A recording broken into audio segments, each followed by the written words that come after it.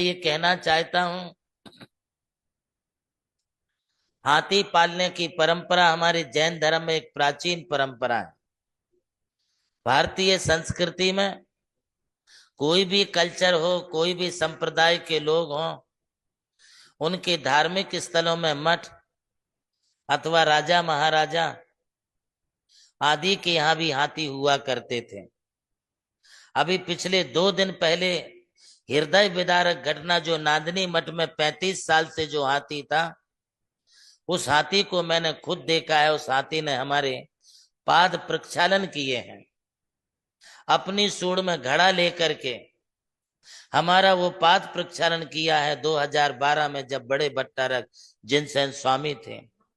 और अभी अभी हम गए थे तो हमारे ये नए नवीन भट्टारक जिनसेन स्वामी, इन्होंने हमारा भव्य स्वागत हाथी के साथ किया और हमारे लिए हाथी के द्वारा ये पिंछी दिलवाई। हाथी एक विवेकवान जीव है, बुद्धिमान जीव है। जिस हाथी ने आज तक मठ में रह करके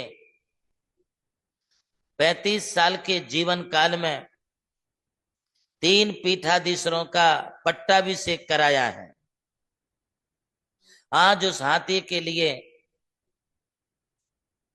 एक न्यायपालिका के द्वारा अनधिकृत न्याय दिला करके उसे मठ से ले जाकर के बनतारा में छोड़ा गया है। यह सर्वथा अनुचित है। यदि आप हमारा साहित्य और आगम उठा के देखेंगे, भारतीय संस्कृति का कोई भी आप आगम उठा करके, प्राण ग्रंथ उठा करके देखेंगे, सभी राजा महाराजाओं के यहाँ, सभी मठाधिपति स्वामी जियों के यहाँ पर ये हाथी हुआ करते थे। हाथी सिर्फ एक जंगली प्राणी नहीं है, हाथी एक पालतू प्राणी भी है, जो राजा महाराजाओं की दिग्विजय दिलाता था। हाथी का होना शुभ संकेत है। हमारे तीर्थंकर जब 16 सपने उनकी माता को आते हैं तो उसमें भी करी प्रति विश्वऊ, करी का मतलब सबसे पहला यदि कोई वो सपना देखते हैं तो करी माने हाथी का सपना देखते हैं। उसमें एक और सपना आता है जैसे गज लक्ष्मी, गज लक्ष्मी, लक्ष्मी जी का अभिषेक कर रहा है, हाथी खुद अभिषेक करता है। आप किसी भी शिलालेख में देख लो, शरण बेलगोला के इसमें देख लो, या कोल्हापुर के लक्ष्मी टेम्पल में जाके देख लो, या नांदनी मठ के भी आप टेम्पल में, वहां पर जो प्रशस्ति लिखी हुई है उसमें भी दोनों साइड हाथी है और वो लक्ष्मी जी का अभिषेक कर रहा है। हाथी को राज दरबार में रखना शुभ माना जाता है। बिना सोचे समझे किसी प्रकार के कानून के तहत पैसे के बलबूते पर नांदनी मठ से हाथी को ले जाना एक प्रकार का बहुत बड़ा अन्याय है। ये धर्म पर बहुत बड़ा आघात है। हमारे आदिनाथ पुराण में लिखा है कि भरत चक्रवर्ती के पास 84 लाख हाथी थे, किंतु आज बनतारा जैसे 3000 एकड़ के परिसर में चिड़िया घर बना करके इन हाथियों को नहीं रखा गया, किसी जीव जंतु के लिए नहीं रखा गया। ये जीव जंतु भी हमारी समाज के समान ही समाज का एक अंग है। कभी इस हाथी ने किसी को तकलीफ नहीं दी, कभी किसी को कष्ट नहीं दिया। गणपति उत्सव हो या और कोई किसी प्रकार के भारतीय उत्सव हो, हाथी जब भी समाज के बीच में आता है, लोग भक्ति से बड़ी ही उत्साह पूर्वक हाथी के पास जाते हैं और हाथी को गणपति बप्पा मोरिया, पुड़चा बरसी लोकरिया, ऐसे शब्दों के द्वारा उसका स्वागत करते हैं। हाथी के लिए लोग लड्डू खिलाते हैं। यदि हाथी को बंदी बना करके तुम बनतारा में रखोगे तो हाथी को लोग लड्डू कैसे खिलाएंगे? तुम लड्डू नहीं, हलवा खिलाओ उसे, और भी कोई आइटम खिलाओ, उससे क्या होने वाला है? ये जन सामान्य की श्रद्धा का विषय है।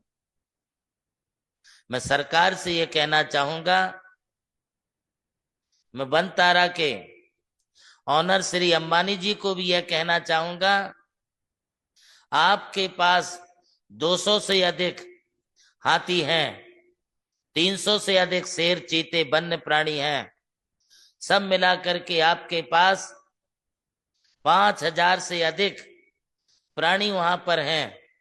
आपको इस मठ का हाथी लेने की क्या आवश्यकता है? आपने अपनी उदारता दिखानी चाहिए थी। आपने अपना जो है हृदय को विशाल करना चाहिए था। यदि आप बनतारा में से किसी मंदिर और तीर्थों पर एक एक हाथी दे नहीं सकते हो, तो आप किसी संस्था में रहने वाले हाथी को आप उस संस्था से छीन भी नहीं सकते हो।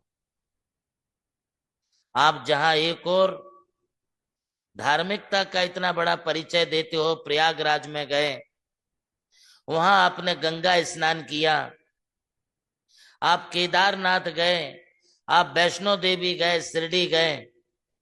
एक तरफ आप इतना धार्मिकता का परिचय देते हो, तो दूसरी तरफ आप इन वन्य प्राणियों के ऊपर इस प्रकार का प्रहार करके उन्हें बंदी बनाना, यह आपके लिए शोभता नहीं है। मेरा सरकार से भी और अंबानी ग्रुप परिवार से भी ये आग्रह है कि आप उस हाथी को बिना किसी आंदोलन और बिना किसी आग्रह के आप वापस उसे नांदनी मठ में पहुंचा दें। आज छोटे छोटे बच्चों से लेकर के जो 80-90 साल के जो लोग हैं, वे बड़े व्यथित हैं। आज जिनसे स्वामी जी की आंखों में इतना पानी आना, उनको फपक फपक करके रोना, क्या तुम्हारी आत्मा इससे दुखती नहीं है? एक मठाधिपति स्वामी जिस जीव की रक्षा के लिए अपनी जान लगाने को तैयार है, तुम उस जीव को वहां से खींच के ले गए, ये अच्छी बात नहीं है। सरकार को भी इसका अध्ययन करना चाहिए, न्यायपालिका को भी इसका अध्ययन करना चाहिए कि प्राण पोथी ग्रंथों में हाथी का उपयोग कहां पर क्या क्या लिखा हुआ है, और जिसे 35 साल से संभाल करते हुए कभी उसके लिए कष्ट नहीं दिया गया।